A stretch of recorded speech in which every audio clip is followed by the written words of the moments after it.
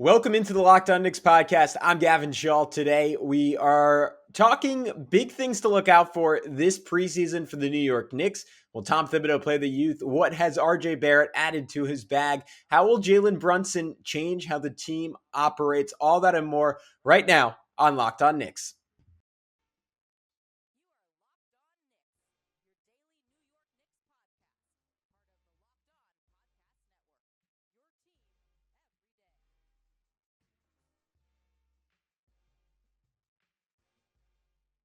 You are Locked On Knicks, your daily New York Knicks podcast, and today's episode is brought to you by LinkedIn. LinkedIn Jobs helps you find qualified candidates you want to talk to faster. Post your job for free at linkedin.com/LockedOnNBA. And I am Gavin Schall, a play-by-play broadcaster, normally joined by Alex Wolf, who's the editor-in-chief of the Strickland, the greatest Knicks website out there. You can check them out on all social media at thestrick.land, but he has a day off. So I am rolling solo to get you ready for the Knicks preseason debut tomorrow with the big things that I am looking out for. Number one, will Tom Thibodeau crush our hopes and dreams? This is one that Alex suggested, so I wanted to honor him by starting off with this. Thibs tends to treat the preseason kind of like the regular season, right? Like it's not really a dress rehearsal. Like you'll all remember Julius Randle playing into the closing minutes of last season's preseason games. It's not to get the young guys reps. It's not even really to test out and innovate to a large extent. I think in his mind is to confirm to a large extent what he already believes about the team. And in turn, there are some very logical questions of what does that mean in terms of how much he will play the youth, how much he will go outside the box and try and experiment a little bit. I mean, we've heard him talk about as recently as yesterday, trying to be a little bit more well-spaced on the offensive side of the floor, talking about playing five out. And he had this weird quote that everyone on Twitter is trying to make sense of, where he said, we can play five out with Mitchell Robinson on the floor and Julius Randle can get some reps at the five. Does that simply mean that Randle will be the primary screener and Robinson will kind of play a role similar to what Nerlens Noel did a year ago, where he's spaced out to the elbow or spaced out to the corner? Will teams respect or care if Robinson is, or just kind of clog the middle as they always have when Robinson is on the court? Will Tibbs play Emmanuel quickly at the point guard spot? Because he had a quote the other day when he was asked about the point guard position. He said, I love our depth there. I love having Jalen. I love having Derek. I love having Deuce. Did not mention quickly, seemingly implying that he only considers him as a two. On and on and on. Will Tom Thibodeau go outside of his comfort zone? I don't really know. I don't necessarily think that he will. I think he has to if this Knicks team is going to reach their full potential. My second big questions surround, or not big questions, I guess big things to watch out for, surround Julius Randle. What can we expect from him in terms of his on-court demeanor? He was miserable at times last year. We always reference that Bulls win, but there were just so many stretches, especially on the defensive end of the floor, where he looked borderline disinterested, apathetic, and he said all the right things this year. And this kind of ties into another one of those things to look out for, because to me, his demeanor and his activity level, there tends to be a pretty direct link between those two things. And when he's a little bit more up, when he's a little bit more engaged, he's playing with more pace. And he said the right things in that regard in this preseason. He said, I think this was yesterday. He threw out the ball always moves faster up the court with a pass rather than a dribble. So at least for me, that's a point of emphasis. How can I advance the ball? Quick hit aheads, quick strikes to get the ball up the court. And if you flash back to that 7-game stretch where Randle easily looked at his best last season, and he averaged right around 30 points per game, 12 rebounds, 6 or 7 assists per night. It was when he was bringing up the court, and he was doing so with pace, whether it was off the rebound or with him operating as the nominal point guard and attacking with some verve. And that also applies when he's off the ball. I mean, what I liked most about Randle last year was when him and Evan Fournier would get into their screening game. And he could kind of like play a little like tic-tac-toe passing with Fournier where he would screen and then Fournier would give it to him and then Fournier would come running around and Randle would hand it off to Fournier who would bang a wing three. You can run a lot of those same actions with Grimes. And even with Fournier could potentially be a little bit more empowered this year to attack off the dribble in those actions. Jalen Brunson brings an intriguing element with his specific brand of stopping and stopping and starting and stopping and stringing together multiple moves. And for Julius, for those things to work though, it's sort of like a wide receiver running down the field, even when they know they're not going to get the ball, but still executing their route crisply because it'll attract the attention of the defense. That's what Julius has to do. He has to run hard through every single thing he does, whether he's on the ball, whether he's off the ball. The issue here is he was saying similar things when it was working in February, but it just didn't last throughout the season. And I wonder how much of that was simply down to what kind of shape he was in and what energy level he had to play with that kind of pace. But you look at what the Knicks are emphasizing, and you can tell because Tom Thibodeau and this coaching staff put it on a big poster for anyone to see who was curious watching the Knicks live practice during media viewing this past week. And about four of the eight mandates that he had in there were all around pace and all around playing quickly.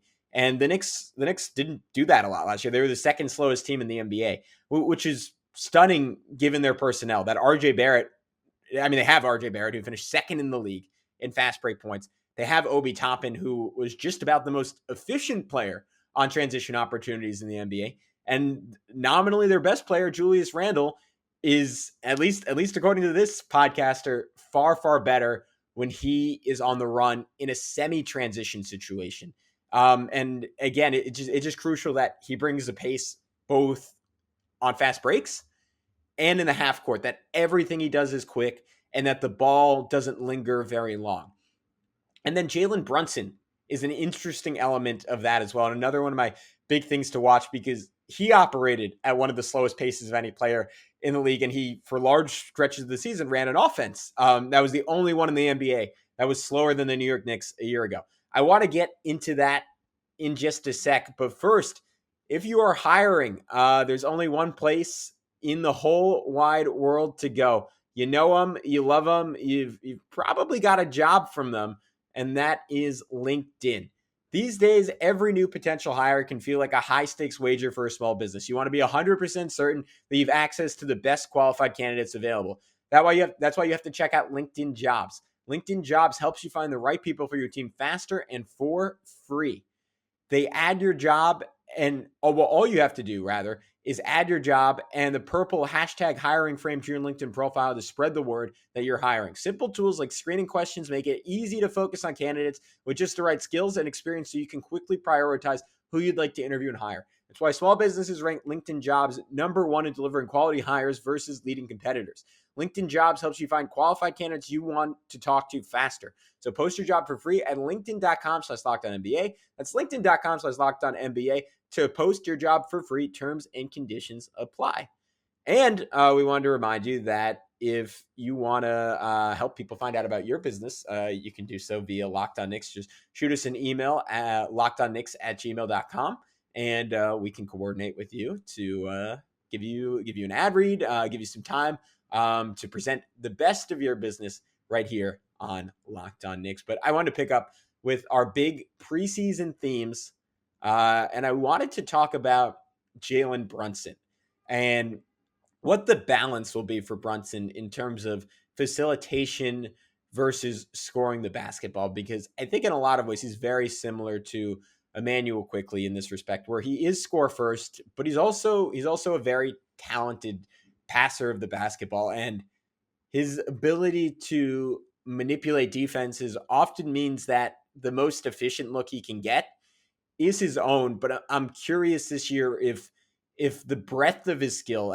all that advanced footwork, that innate sense of timing, that soft touch around the rim, his ability to leverage himself as a threat, can that create easier plays for other people? And how will that blend together with an RJ Barrett, with a Julius Randle, and who is going to be the guy who has the ball the majority of the time? And I think what we're hearing from Tibbs and seeing so far is that he wants an egalitarian offense. He wants there to be stretches where Julius is running things. He wants there to be stretches where RJ is running things. He wants there to be stretches with Brunson running things. And as long as it's quick hitting and fast moving, I'm completely content with that.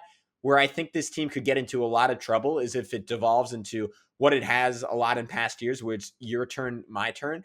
And one of Tibbs' great failures, I'll say, through 2 years and before him, it was a great failure of I mean the myriad of coaches who had a hand in RJ Barrett's rookie season is the lack of ability to synthesize any kind of chemistry between RJ and Randle and getting them to play off each other and actually, I don't know, make each other better instead of operating in solo domains, almost in different parallel realities laid out on top of each other, but never intersecting at any point.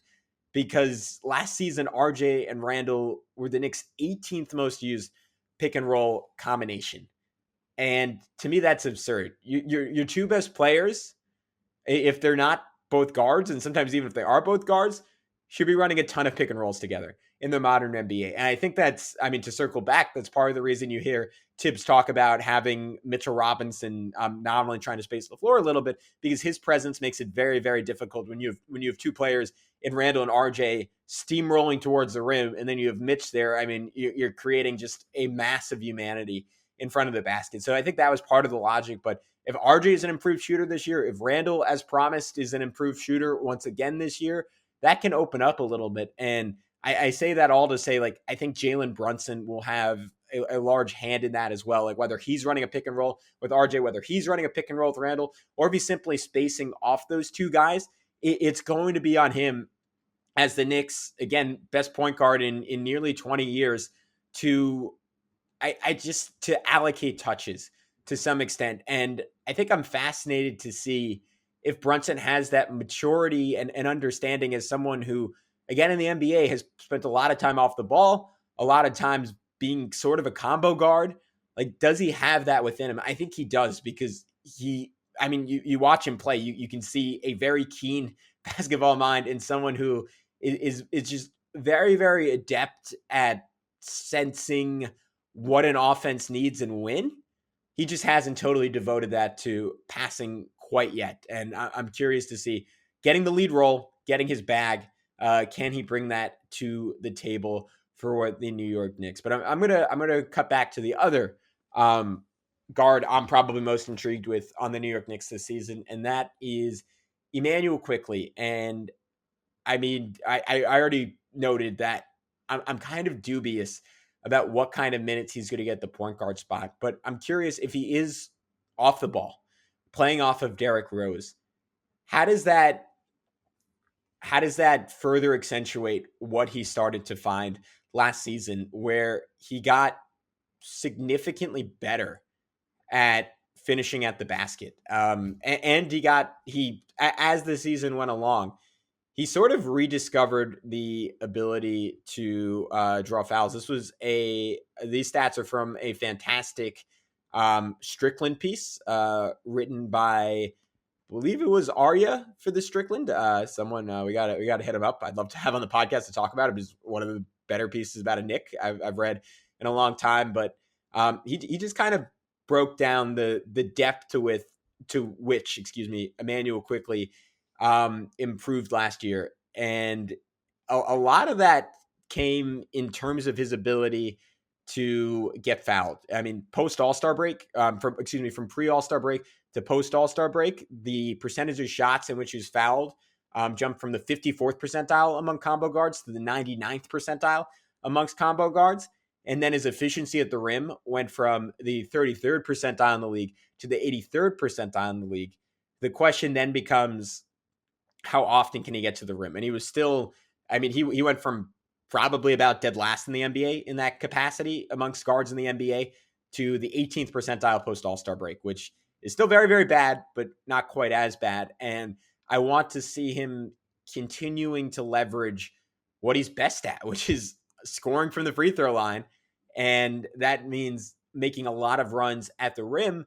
And I'm fascinated to see how getting to play off of Derrick Rose again, where he's so excelled as a rookie and getting to attack defenses that are already scrambled, what that does for him, because he clearly thrives when the decision-making landscape is simplified. Last season, where he got in trouble as a passer, is when he was being asked to manipulate defenses. And the difference there is you have to, I mean, it's kind of NBA finishing school, right? You talk about someone like Luka Doncic. That's what the best players in the league do. They don't take advantage of passing lanes, they make them. And for IQ, I think he was, even last year, as his passing got better and better, he was still someone who mostly excelled when the defense was already in movement, and he said, all right, I can bring this guy a step further out, or I can get into the heart of the defense and just wait a beat. And for a defender who was already sort of in anguish and caught in no man's land, I can make the right read and make the right pass. Can he start putting defenders in no man's land? That's a big next step for him. But getting to play with Derrick Rose, it'll be a little bit less important because Rose is already very, very good at doing just that. And then he can kick it to IQ, and IQ can kind of just make the simple next play. And I think he's more than ready for that. I just wonder if there is an injury or if Derrick Rose is traded, has an offseason of work at that. And I'm sure he has worked on that, not only because he is sort of the great worker on this Knicks team, but given the playmaking leap he made from year one to year two, that feels like a very logical next step for him. I want to finish off talking about the Obi Toppin, the Obi Toppin Isaiah Hartenstein combo at the center position. And I want to touch on Cam Reddish. But first, I got to tell you all about one of our favorites here at Locked On Knicks. It's betonline.net. They are your number one source for football betting info this season. You can find all the latest player developments, team matchups, news, and podcasts, and in-depth articles, analysis on every game you can find. And as always, BetOnline remains your continued source for all your sports wagering information, with live betting and up-to-the-minute scores for every sport out there. It's the fastest and easiest way to check in on all your favorite games and events, including MLB, MMA, boxing, and golf. So head to betonline.net or use your mobile devices to learn more. I know the odds that I am looking at are the Atlantic Division. The Knicks are plus 6,600 to win. That means you can make a lot of money if they pull it off. I don't know if I'd go that far, just given that it would take so many injuries across the board to the Sixers, Nets, Raptors, and Celtics. But you know what? You want to go big? You want to potentially make a lot of money? Head to betonline.net to do just that. BetOnline, it's where the game starts.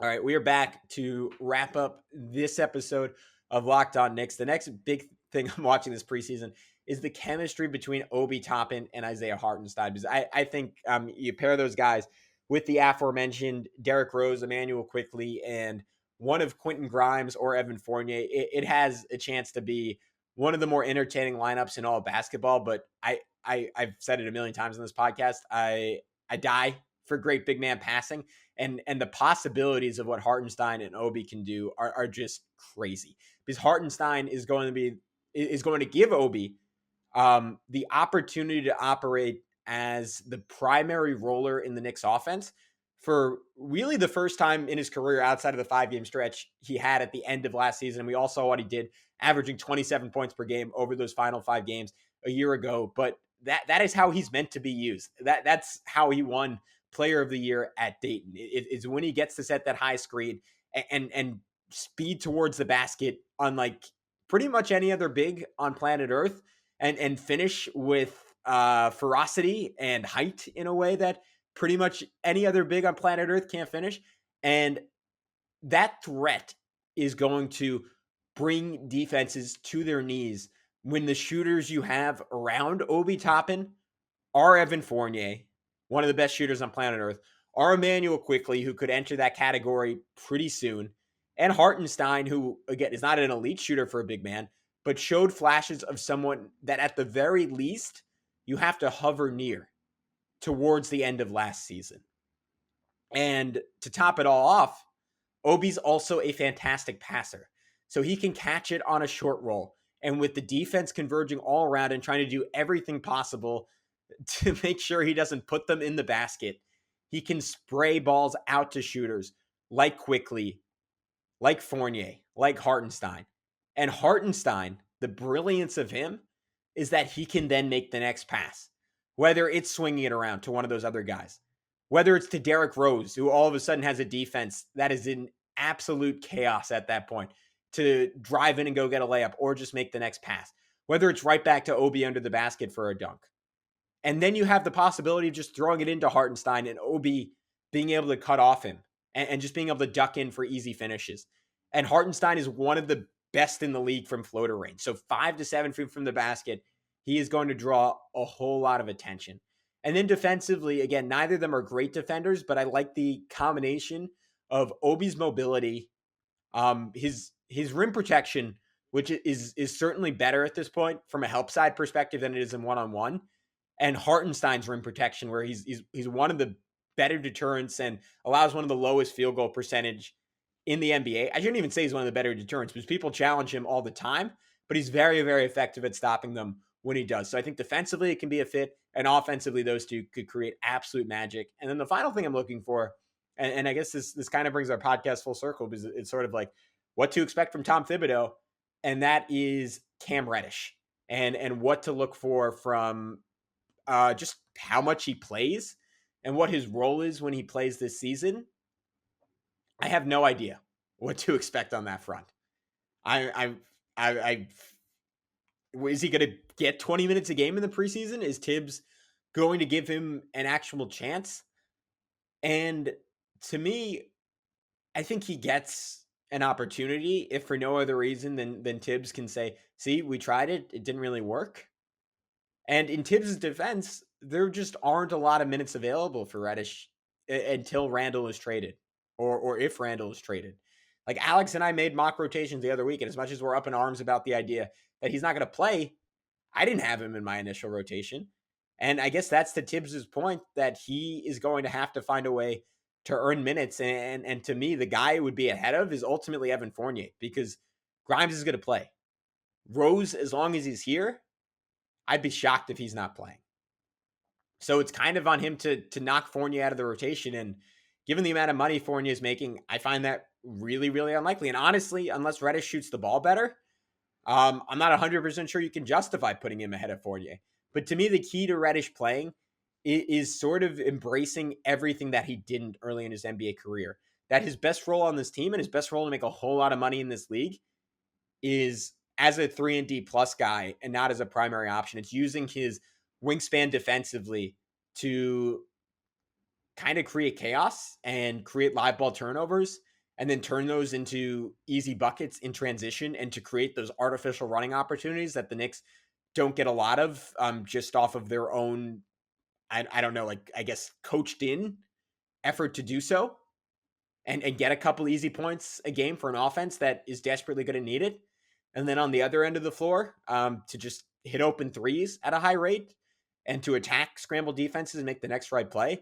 And I think Cam was good in the sense that he had the right intentions last year. I think he tried to play unselfishly when he was in there, but it's fully committing to that. It's cutting out all like, or if not most, contested pull-up jumpers, pretty much all self-created threes, and just sort of taking the easy stuff. And he has the talent to, if he just does that, he can do things that no other player on this Knicks roster can at that size in terms of his ability to make plays defensively and to maneuver through very small gaps and get to the rim on offense. Like there's real value to Cam Reddish on this team. He just needs to show Tom Thibodeau that he knows what it is and almost sell Tibbs on that idea, because I think if not, he is just not going to be part of this rotation to start the year. All right, guys, that is it for things I'm looking for in game one and throughout the preseason. What are you looking for? Tell us on Twitter. Tell us in the YouTube comments if you haven't already. Please throw us a subscription. It'll make a world of difference. But until next time, I'm Gavin Schall. This is Locked On Knicks. Talk to you soon. Peace out.